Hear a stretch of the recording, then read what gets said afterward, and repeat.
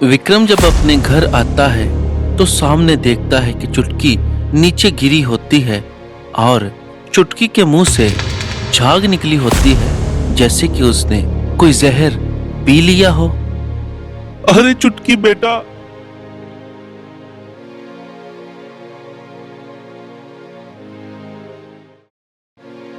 ये कहानी है विक्रम की, जो कि एक गरीब किसान था, जो कि सारा दिन बैलों के साथ खेतों में हल चलाता और बहुत ही ज्यादा मेहनत करता।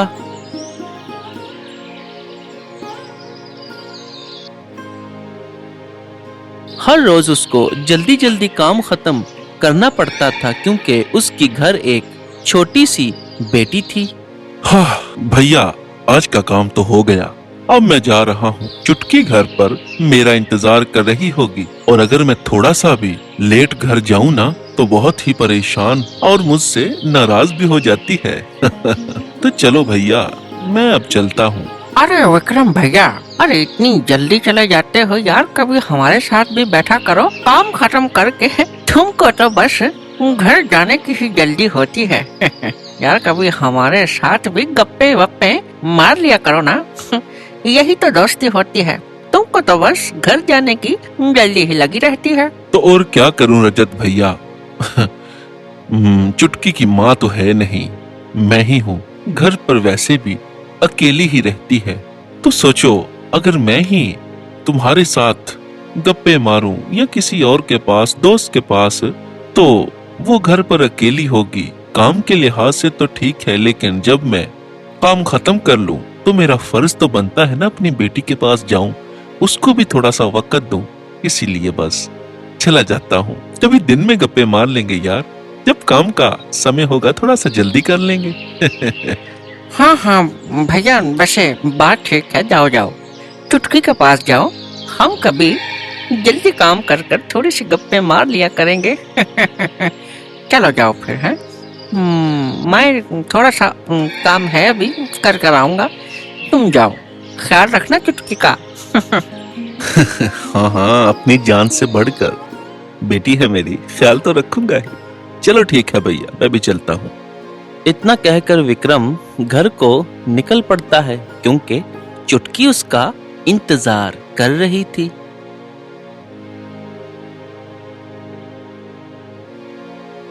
हाँ, चुटकी घर पर इंतजार कर रही होगी। लेकिन आज क्या लेकर जाऊं अपनी बेटी के लिए? सेब ले जाता हूँ। हाँ, वो उसको पसंद है। चलो सेब लेकर जल्दी जल्दी घर पहुंचता हूँ। राह देख रही होगी मेरी। दूसरी तरफ चुटकी इंतजार कर रही होती है कि पिताजी अभी तक घर ही नहीं आए। तो चुटकी ये कहती है कि पिताजी अभी तक नहीं आए, कब से राह देख रही हूँ। आ जाते हैं ना तो गुस्सा करूँगी कि इतना टाइम हो गया है, आपने पहले से भी लेट आना शुरू कर दिया है। मैं घर पर अकेली होती हूँ, पिताजी का इंतजार करती रहती हूँ, पिताजी लेट आते हैं। आज देखना, आज गुस्सा करूँगी। चुटकी ऐसे ही बातें कर रही होती है और दूसरी तरफ विक्रम भी घर आ जाता है और चुटकी गुस्से से लाल हुई होती है और विक्रम चुटकी को ये कहता है कि अरे अरे अरे बाबा, मेरी बेटी तो रास्ते में ही खड़ी हुई है। क्या बात है, मुंह पर 12 बजे हैं और गुस्से से मुंह देखो कैसा लग रहा है। क्या बात है, आज बहुत गुस्से में लग रही हो। कोई बात हो गई है क्या, जो मेरी बेटी इतनी गुस्सा हो गई? बस मैंने आपसे बात नहीं करनी। बस कितनी बार कहा है बाबा कि जल्दी आ जाया करें, लेकिन कहाँ, आप तो मेरी सुनते ही नहीं। मैं जितनी बार भी कहती हूँ कि जल्दी आया करें, आप लेट आते हैं। क्यों, आज क्या हो गया था? अरे मेरी परी, तुम्हारा गुस्सा जायज है, लेकिन ना आज बाबा जी को बहुत ज्यादा काम था, तो इसीलिए थोड़ा सा लेट हो गया। और देखो, मैं तो अपनी बेटी के लिए सेब भी लाया हूँ, जो कि मेरी बेटी को बहुत ही ज्यादा पसंद है। तो इनको देखकर लगता तो है गुस्सा ठंडा हो ही जाएगा। अब ज्यादा होशियार बनने की जरूरत नहीं।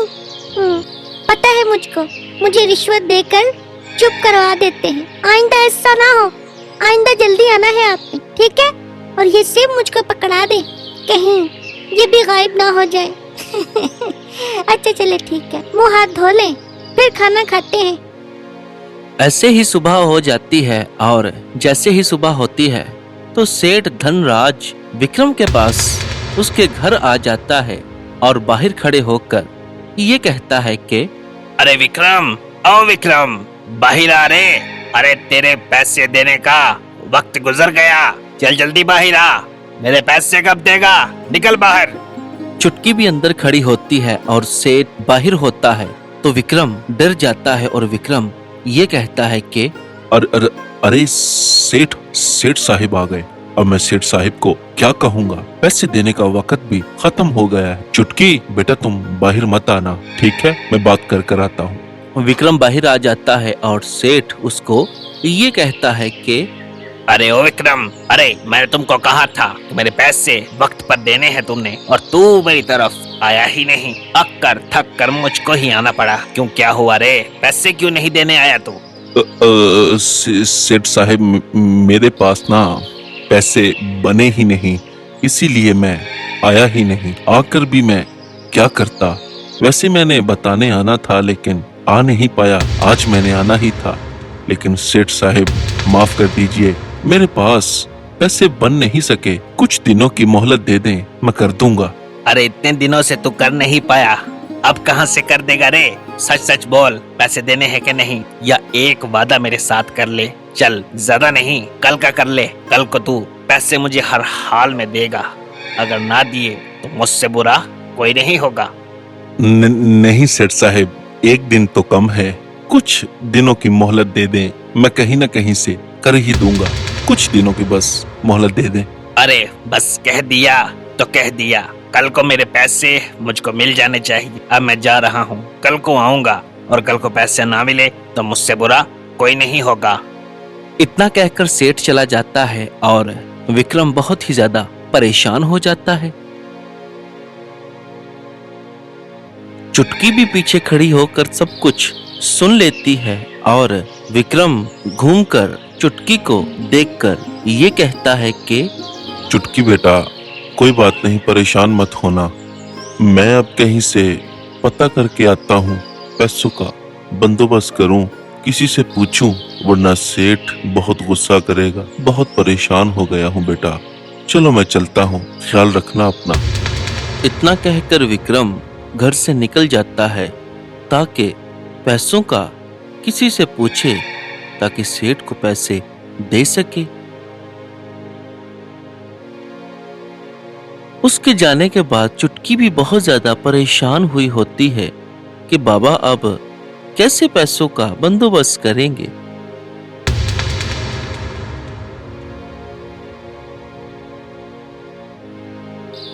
चुटकी परेशान होती है और क्रिसमस अभी गुजरा ही था कि चुटकी के जहन में एक बात आती है और चुटकी ये कहती है कि बाबा बहुत ज्यादा परेशान हैं, लेकिन मेरे जहन में एक बात आई है कि क्रिसमस तो गुजर गया है, लेकिन मैंने तो अपना गिफ्ट मांगा ही नहीं था। तो क्यों ना मैं क्रिसमस का गिफ्ट अब मांग लूं। सेंटा मुझे देकर जाएंगे। हाँ, पूरी दुनिया को गिफ्ट बांटते हैं, तो मैं भी मांग लेती हूँ। मैं बाबा के जो उन्होंने सेठ साहब को पैसे देने हैं वही मांग लेती हूँ। हाँ, आज जब सोऊंगी ना तो मांग लूंगी, तो सेंटा ने मुझको दे जाने हैं। हाँ, ऐसा ही करूंगी। मैं बोलूंगी ना कि मुझे बहुत जरूरत है, क्रिसमस पे मैं मांग नहीं सकी, लेकिन अब दे। मुझे पता है वो दे जाएंगे। ऐसा ही करूंगी। ऐसे ही सारा दिन गुजर जाता है, लेकिन विक्रम को कहीं से भी पैसे नहीं मिलते। तो विक्रम परेशान हुआ घर आ जाता है और चुटकी ये पूछती है कि बाबा कहीं से पैसे मिले कि नहीं? लग तो परेशान ही रहे हैं। नहीं बेटा, कहीं से भी पैसे नहीं मिल पाए। मैंने बहुत कोशिश की, बहुत से लोगों को पूछा, बहुत से दोस्तों को भी, लेकिन पैसे नहीं मिल पाए। अब तो ऊपर वाला ही जाने सुबह को सेठ क्या करेगा। कुछ नहीं होता बाबा, आप देखिएगा, ऊपर वाला सब कुछ अच्छा कर देंगे। चले अब मुंह हाथ धो ले, खाना खाते हैं और परेशान मत हो इतना। चुटकी बहुत ज्यादा खुश थी और सोने का वक्त भी हो गया था। तो चुटकी अपने कमरे में खड़े होकर सेंटा से ये कहती है कि सेंटा जी, मैंने क्रिसमस पे आपसे गिफ्ट नहीं मांगा, लेकिन मेरे बाबा बहुत ज्यादा परेशान हैं। तो मैं आपसे ये कहती हूँ कि जितने भी बाबा के पैसे सेठ की तरफ हैं, आप मुझे दे दीजिएगा, ताकि सेठ बाबा को कुछ भी ना कहे। मेरा यकीन है कि आप मुझको देकर जरूर जाएंगे। तो चले फिर, अब मैं सो जाती हूँ। ऐसे ही चुटकी सो जाती है। सुबह हो जाती है और चुटकी उठकर देखती है तो कुछ भी नहीं होता, कोई पैसे सेंटा नहीं देकर जाता। तो चुटकी बहुत ज्यादा घबरा जाती है और ये कहती है कि अरे अरे अरे, अरे पैसे तो सेंटा जी देकर ही नहीं गए। सेंटा, मैंने आपसे कहा भी था कि मुझे पैसे देकर जाइएगा। बाबा को सेठ छोड़ेगा नहीं, मैं क्या करूं? सेंटा, आपने मेरी बात नहीं मानी। मैं इतने यकीन के साथ सोई थी कि सुबह को ये जो परेशानी है खत्म हो जाएगी, लेकिन सेंटा आपने मेरी बात ही नहीं सुनी। अब क्या होगा? सेठ बाबा को क्या कहेगा? इतने में ही सेठ की आवाज भी बाहर से आ जाती है और सेठ ये कहता है कि अरे ओ विक्रम, बाहिर आ, मेरे पैसे निकाल आकर। मैं तुझको आज का टाइम देकर गया था, चल जल्दी बाहर आ जा अब। विक्रम डर के मारे बाहर जा ही नहीं रहा था कि सेठ और उसका एक नौकर अंदर ही आ जाते हैं और सेठ विक्रम को ये कहता है कि अरे विक्रम, देख, आज का वक्त था तुम्हारे पास, अब पैसे हैं कि नहीं? साफ साफ बोल दे, पैसे देगा या नहीं? क्योंकि आज मैं कोई बात नहीं सुनूंगा। चल बस, अब पैसे निकाल। सेठ साहिब, मेरे पास सच में पैसे बन नहीं पाए। मैंने आपको कुछ दिन कहा था, आपने जोर जबरदस्ती कहा कि कल को ही चाहिए, लेकिन मुझसे बन नहीं पाए। मैंने बहुत से दोस्तों को, लोगों को पूछा, लेकिन नहीं मिले। सेठ साहिब, अगर कुछ कृपा करें मुझ पर तो मैं कुछ दिनों तक लौटा दूंगा आपके पैसे, मैं वादा करता हूँ। अरे तेरे वादे के दिन गुजर गए।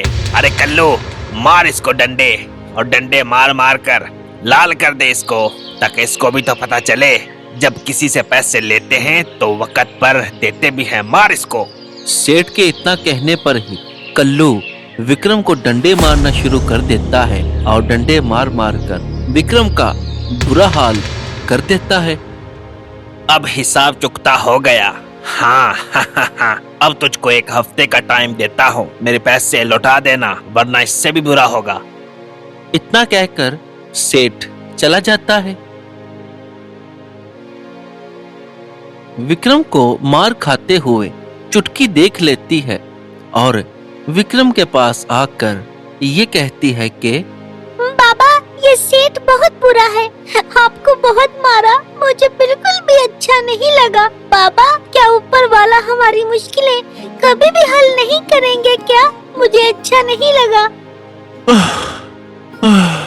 कोई बात नहीं बेटा, हमारी मुश्किलें ऊपर वाला एक दिन तो हल करेगा ही। चल बेटा, मैं अब जा रहा हूँ खेतों में, ख्याल रखना अपना। मुझे आज भूख नहीं है, तुम खाना खा लेना। मेरा खाना हो गया बेटा, हो गया। विक्रम बहुत दुखी था कि मुझे मेरी बेटी के सामने मार पड़ी और वो इस दुख के साथ चुटकी को इतना कहकर घर से काम पर चला जाता है।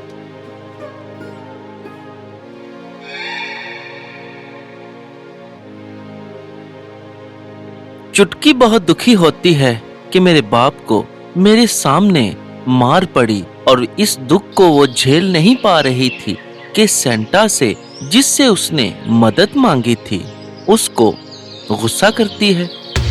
सेंटा जी, किस बात की आप मदद करते हैं? जितने भी बच्चे होते हैं, मेरी तो की ही नहीं आपने।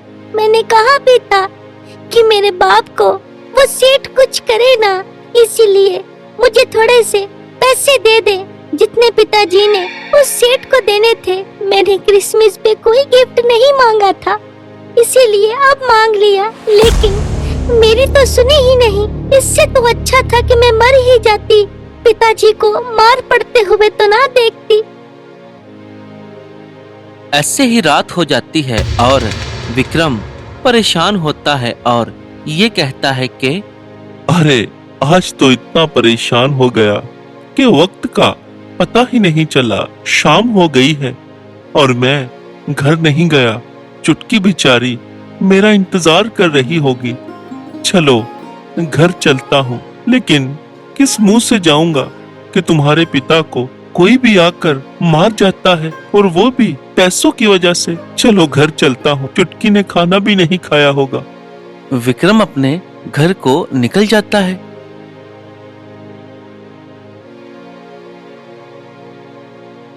विक्रम जब अपने घर आता है तो सामने देखता है कि चुटकी नीचे गिरी होती है और चुटकी के मुंह से झाग निकली होती है, जैसे कि उसने कोई जहर पी लिया हो। अरे चुटकी बेटा, ये तूने क्या किया? अरे चुटकी तुझको क्या हुआ? चुटकी, अरे चुटकी बेटा, ये क्या हुआ? चुटकी के पास एक चिट्ठी लिखी पड़ी थी जो कि उसने सेंटा के लिए लिख कर रखी थी। विक्रम उसको उठा लेता है और उसको पढ़ता है तो उसमें लिखा होता है कि मैंने आपसे अपने बाबा के लिए पैसे मांगे जो कि मेरा हक था। मैंने क्रिसमस पे आपसे कोई गिफ्ट नहीं मांगा, तो मैंने यही कहा कि मुझे मेरे बाबा के लिए पैसे दे दें ताकि जो सेठ को कर्जा देना है वो दे पाए, लेकिन आपने मुझे नहीं दिया और मेरे बाबा को मेरे सामने मार पड़ी। ये मुझसे बर्दाश्त नहीं हो सका। इससे अच्छा है कि मैं इस दुनिया से ही चली जाऊं। तो अगर आप आएंगे भी तो ये चिट्ठी आपको मिले तो आपको आपकी गलती का एहसास होगा। बाकी जैसे मेरे साथ किया आपने, किसी और बच्चे के साथ ऐसा मत करिएगा। विक्रम ये देखकर बहुत दुखी होता है और गुस्से से ये कहता है कि इस सेंटा को तो मैं ढूंढ कर आऊंगा। इसने मेरी जिंदगी तबाह कर दी, मेरी बेटी मुझसे छीन ली। मैं इसको ढूंढ कर ही छोड़ूंगा कि तू कहाँ है, जो बच्चों को उम्मीद देकर आता ही नहीं। मैं इसको छोड़ूंगा नहीं। 2 दिन बाद विक्रम ने ठान लिया था कि अब मैं सेंटा को ढूंढकर ही घर वापस आऊंगा, और वो सेंटा को ढूंढने के लिए चल पड़ता है।